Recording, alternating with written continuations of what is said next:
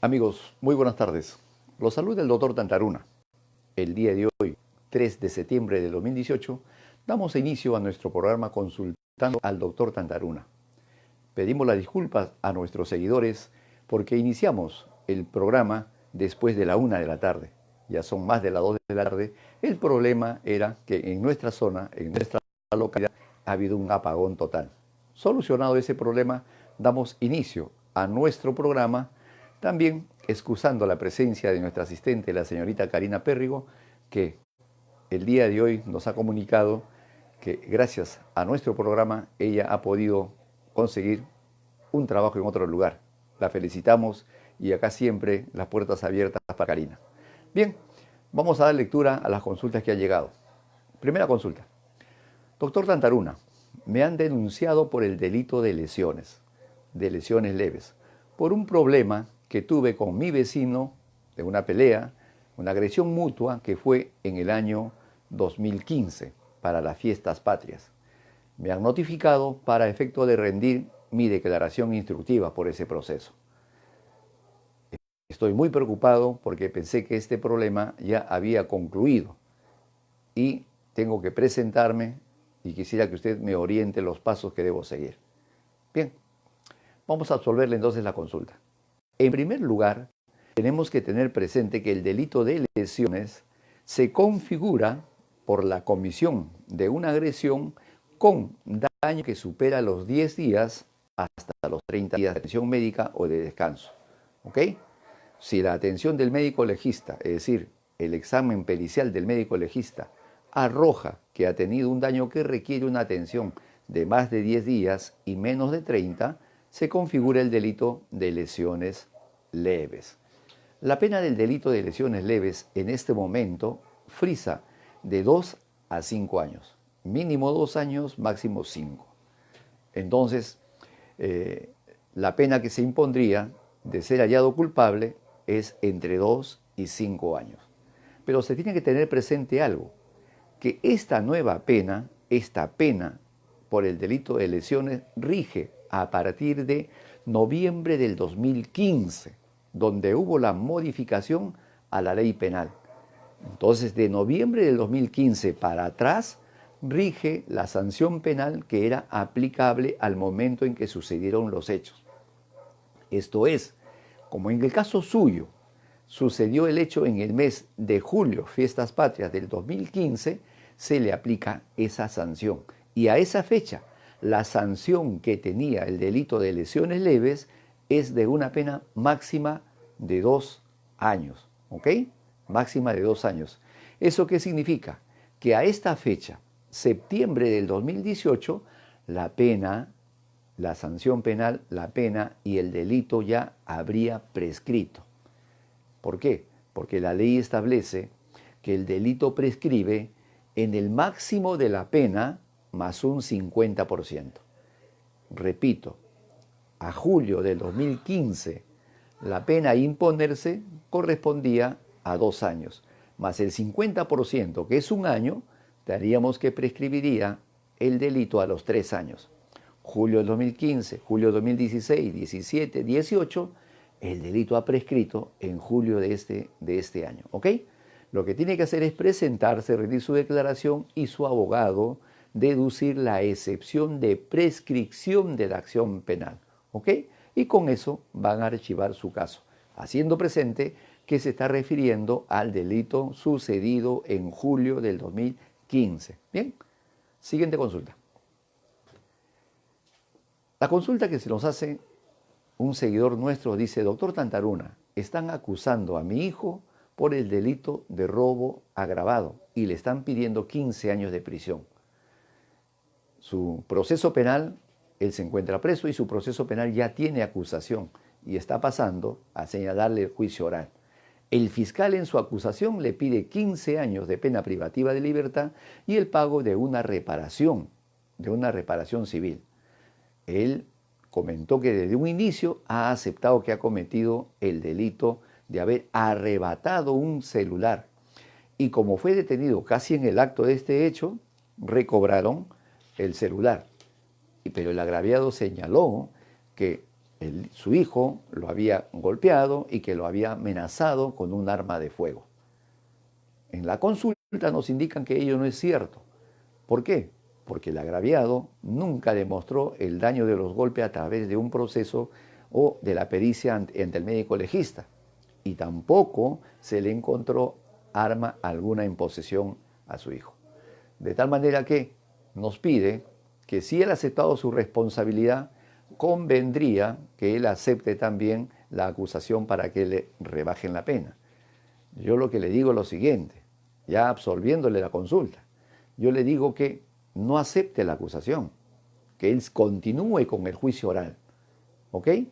Y su abogado o la defensa de oficio tiene que señalar, y él mismo, que él no ha cometido ningún daño contra la persona y que no se ha acreditado la existencia de daño en el agraviado. ¿Por qué? Porque él no ha demostrado a través de la prueba pericial del certificado del médico legista que haya sufrido alguna agresión y que también no se ha demostrado la preexistencia o la existencia de un arma de fuego en poder de su hijo que haya dado la magnitud de considerar y tipificar el delito como de robo agravado.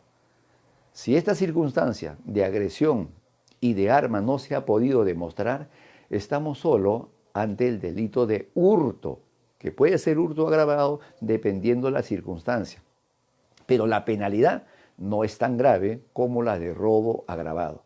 Entonces, si él aceptara la responsabilidad con solo la lectura de la acusación en el juicio oral, está aceptando la forma, circunstancia y modo que plasma el señor fiscal en su acusación y tendría derecho a sujetarse a una reducción de pena, pero en relación a la aceptación de los hechos como están indicados, reitero, en la acusación fiscal.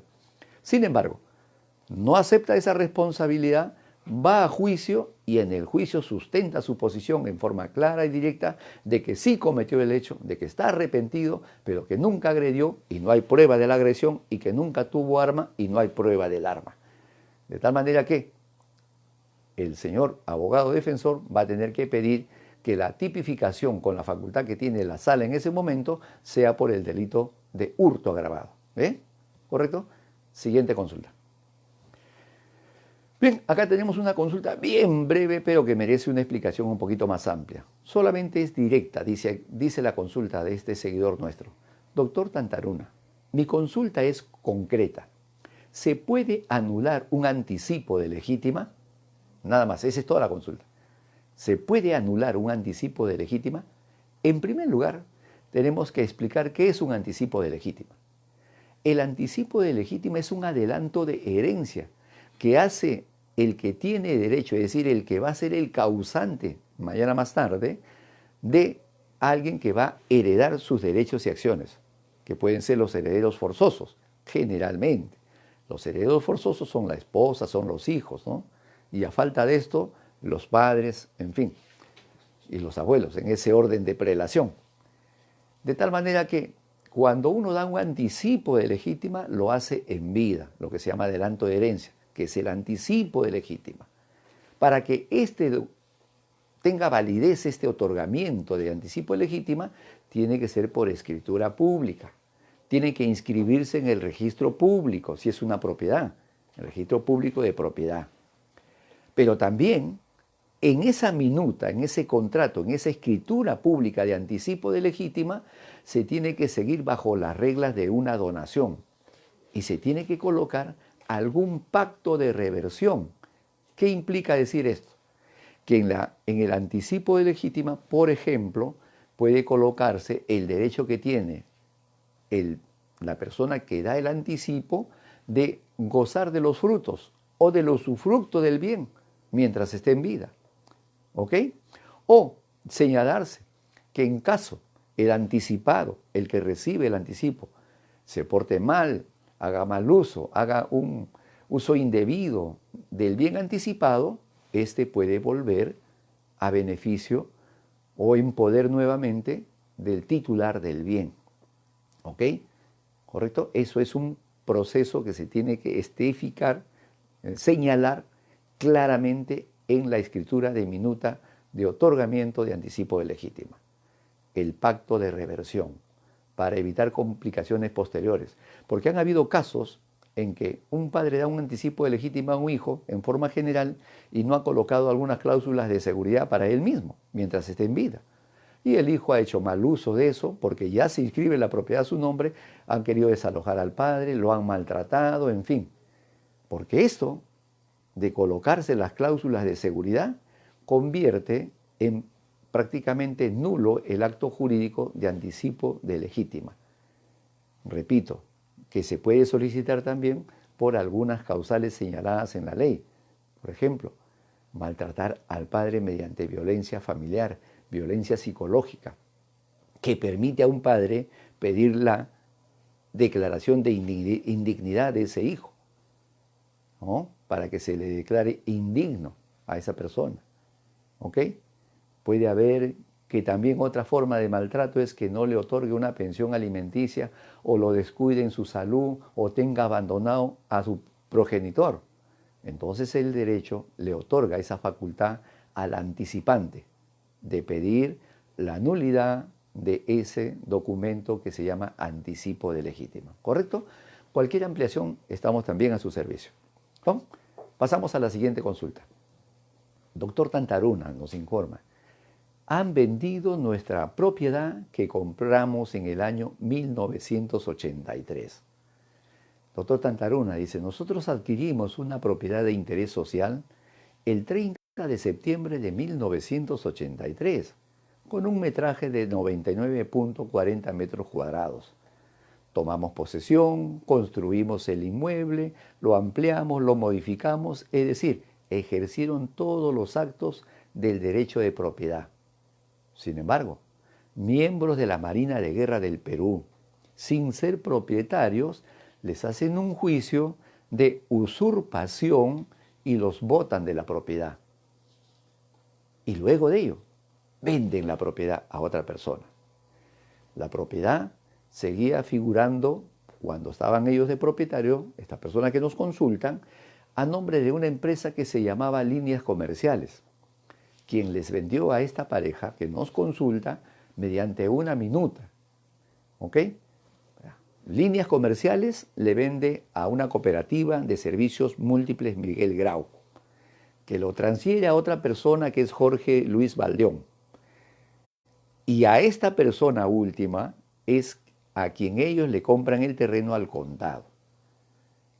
Los que nos consultan, reitero, dicen, nosotros creímos que Líneas Comerciales iba a hacer todo el procedimiento de inscribir la propiedad a nombre de estos últimos compradores. No lo hicieron y por el contrario les han quitado la propiedad, registrándola recién en registros públicos cuando ya no eran propietarios. ¿Ok? Y después de ello lo venden. Luego de 29 años, los compradores logran agenciarse, comprar, recuperar la minuta original que le habían otorgado a ellos la transferencia. Y con ese documento han hecho un proceso de nulidad de acto jurídico.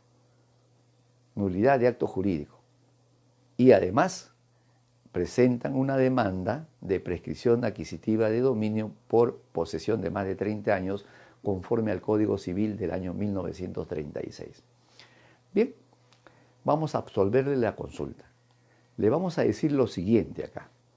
¿Qué cosa es la nulidad de un acto jurídico? La nulidad de un acto jurídico es pedir que se deje sin efecto todos los actos realizados de mala fe, por algún vicio en la voluntad, en la documentación, por cualquiera de las causales señaladas en el Código Civil. ¿Ok? Esta absolución de consulta también es un llamado de atención a aquellos propietarios que han comprado y hasta la fecha no formalizan su propiedad. Miren lo que le digo, ¿eh? Ellos se consideran propietarios por haber comprado hace más de 30 años, creo que nos dicen el año 1983, pero nunca regularizaron la propiedad. Decían, nosotros pensamos que los que figuraban en el registro público le iban a hacer la transferencia en el registro. Gran descuido, gran descuido. Habría que ver si lograron hacer también ellos la inscripción como contribuyentes de ese predio para poder pedir la prescripción adquisitiva de dominio. ¿Correcto? La nulidad del acto jurídico. También hay que ver las causales de la nulidad del acto jurídico. Le voy a poner un ejemplo. Ustedes compraron, pero no estaban inscritos en el registro de propiedad como dueños. ¿Quiénes eran los dueños? Los dueños figuraban inscritos como la empresa Líneas Comerciales. Y Líneas Comerciales, después de muchos años, vio que nadie estaba inscrito en la propiedad como nuevo propietario, figuraban ellos y sacan un registro y con eso le dicen a cualquier persona, yo soy el dueño. Y la ley le da la razón. Ese es el principio de fe registral. Quien figure en el registro inscrito válidamente, sin ninguna oposición, es el propietario. Repito, quien figura en el registro público es el propietario. Excepcionalmente, el propietario que ha comprado mediante un documento privado, aún no elevado a escritura pública, aún no inscrito, tiene que hacer valer su derecho para que se le reconozca la propiedad. Pero lo tiene que hacer en la forma y modo que corresponde. Porque mire, Líneas Comerciales le puede vender a X persona. Y X persona le puede vender a P. Oiga, usted no va a lograr revertir lamentablemente en el juicio de nulidad, recuperar el bien. ¿Por qué? Porque ya Líneas Comerciales le vendió a la Marina y la Marina lo vendió a otro. Y ese otro han comprado de buena fe. La compra de buena fe, salvo que demuestre mala fe, en el vendedor originario y en el comprador siguiente, ojo, mas no en el último comprador. Si el último comprador ha comprado de buena fe, le digo con toda honestidad que usted está realizando un proceso de nulidad de acto jurídico que no va a tener un resultado favorable. ¿Ya? Tenga muy presente el principio de buena fe del comprador. Enterado de este tema y como usted estaba en posesión, lo que tenía que hacer y tiene que hacer, no sé si me dice que ha presentado su demanda, es la prescripción adquisitiva de dominio por tener una posesión válida y permanente. Desde que usted compró, ¿me dejo entender? Hasta que viene el problema, hasta ahí usted tenía una posesión pacífica, pública y de buena fe. Y además, si puede acreditar que actuó como propietario, pagaba sus arbitrios a su nombre, el autoavalúo a su nombre, agua, luz a su nombre, entonces tiene todos los requisitos para reclamarlo como prescripción adquisitiva de dominio. Ya no como propietario, porque cometió una gran negligencia al no preocuparse ni percatarse ni inscribir oportunamente su bien. Y así he conocido muchos casos. Hay ese peligro latente. Gente que se descuida en inscribir su propiedad válidamente y aparece un tercero que se puede generar fraudulentamente un derecho. Y como saben que es fraudulento, ellos inscriben, inmediatamente venden a otro. Pero el que compra a ese otro es un comprador de buena fe y contra ese ya no va a proceder la nulidad. Tenga mucho cuidado. ¿Ok? Siguiente consulta. Me dice, doctor Tantaruna, mis hijos tienen 22 y 23 años de edad. Están cobrando aún alimentos de una pensión alimenticia que se ordenó a favor de ellos. La pregunta que nos hacen, ¿pueden seguir cobrando una pensión de alimentos a pesar que son mayores de edad? Porque le están otorgando de mi sueldo el 15% a cada uno de ellos. Bien, ¿qué dice la ley? La ley dice que una persona tiene derecho de alimentos hasta los 18 años. Excepcionalmente, le corresponde alimentos siempre que, miren acá le digo lo siguiente, siempre que estén estudiando una carrera con éxito y hasta la edad de 28 años. ¿Ok? O también cuando sea una persona indigente y no pueda no pueda generarse su renta. O es un incapaz, o es un interdicto, o es una persona, reitero, que no puede generarse una renta por alguna incapacidad física que pueda tener o de salud. ¿Ok? ¿Correcto? Entonces la ley le da esa facultad de seguir teniendo derecho a la pensión alimenticia. La diferencia es que en el proceso originario de donde se ordena, usted puede pedir, comunicar que ya no sea la madre la que cobre, porque ya no tiene derecho de cobrar la madre. ¿Ok? Ojo, y además debe tener presente que no, porque sus hijos puedan tener compromisos o puedan tener hijos, ya le dieron a usted nietos, esa es una causal para quitarle la pensión alimenticia. La ley no lo reconoce como causal.